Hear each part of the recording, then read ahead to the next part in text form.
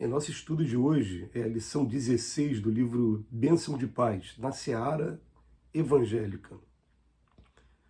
Ai de mim se não pregar o Evangelho, Paulo na primeira epístola aos Coríntios, capítulo 9, versículo 16. Às vezes fugimos ao serviço evangélico justificando a omissão uns defeitos que ainda nos caracterizam.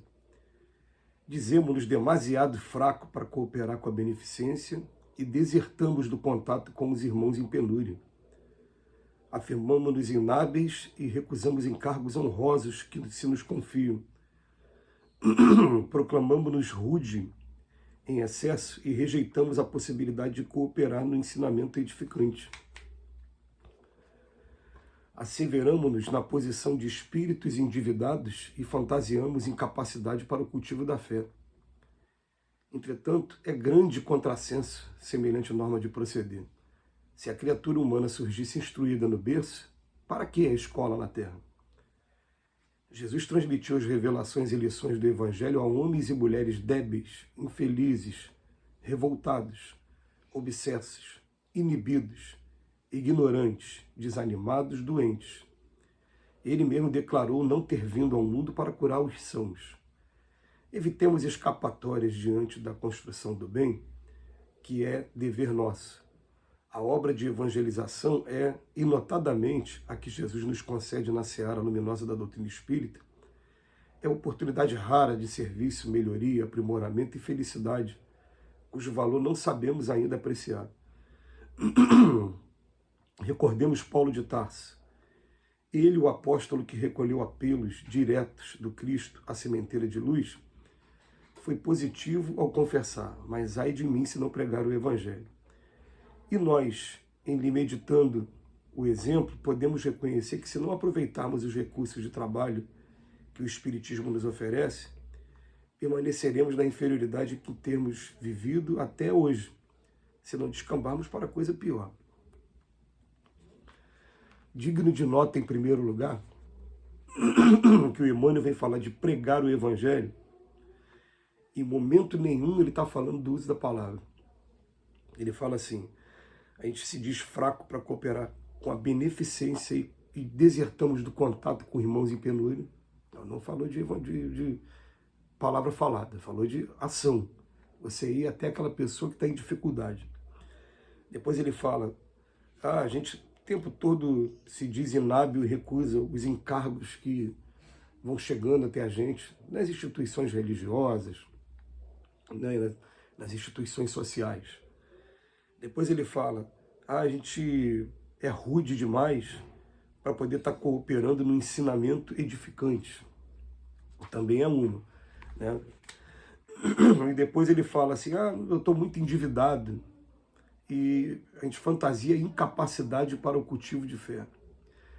Você vê, ele falou assim, atitude o tempo todo. Porque a gente lembra de Francisco de Assis, quando ele falava, pregai o Evangelho, se necessário, utilizai a palavra. A gente prega o Evangelho, na verdade, com o nosso comportamento, compreendendo a dor do próximo, tendo respeito muito grande pelo ser humano, e fazendo um trabalho que realmente edifique. Essa é a maneira da gente pregar o Evangelho.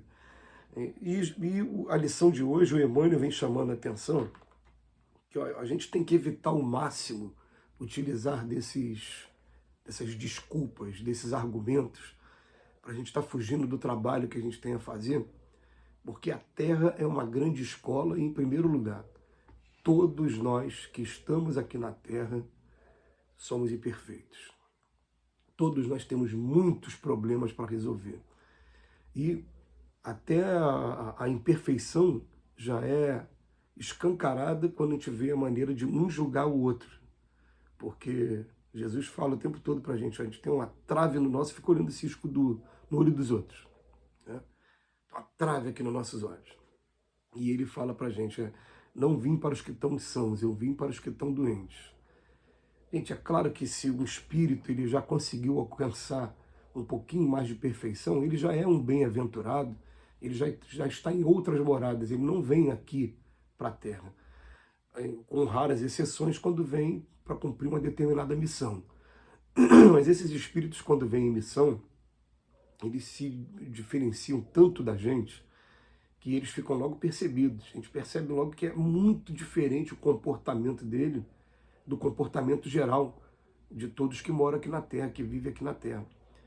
Enquanto que nós não, nós estamos aqui ainda arrastando nossos aguilhões e procurando a evolução. Então, Jesus, Emmanuel fala que Jesus transmitiu as revelações e lições a homens e mulheres.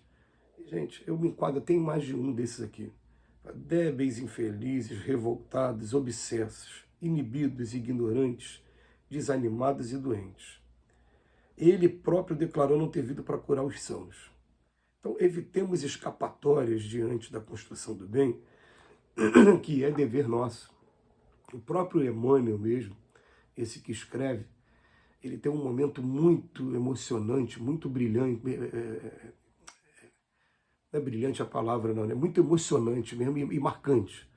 Lá no livro Há 2000 anos, quando ele fala de uma das experiências que ele teve aqui na romagem terrestre, e ele era um senador fariseu chamado Públio Lentulus, e que tinha uma filha que tinha uma doença, que era a doença temível de todos os tempos, que era a hanseníase, a lepra. E aí o Emmanuel tem um momento em que ele vai ter contato pessoal com Jesus, e Jesus fala de maneira bem direta para ele, ó, não é a sua fé que está salvando a sua filha, não, é a fé da sua esposa, que ele ainda era uma pessoa muito, orgulhosa e muito influenciada pela autoridade da época. E tem um momento que Jesus fala para ele assim, vem, carrega tua cruz e segue, vem comigo, que você vai poupar séculos na sua vida de evolução, vem comigo. E ele não foi. E ele está aqui agora escrevendo esses livros maravilhosos através das mãos de Chico, que ficaram registrados para a gente, está aqui agora encarnado no Brasil, está aqui numa luta ainda. Ele poderia estar ao lado do Cristo, mas ele não foi. E agora ele resolveu, durante esse tempo todo, ser esse apóstolo do Cristo aqui para a gente. Tem uma coisa até interessante também, que o Emmanuel já declarou uma vez que esses textos todos, esses livros todos, não são necessariamente escritos por ele.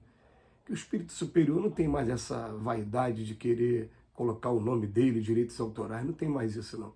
O Emmanuel também, assim como o André Luiz, é um repórter do plano espiritual também, que pegava essas coletâneas, esses estudos e trazia para a gente, para evitar tantos nomes, ele mesmo assinava o nome dele, Emmanuel, Mas ele estava sendo ali um representante também, assim como o Chico estava sendo um representante aqui também.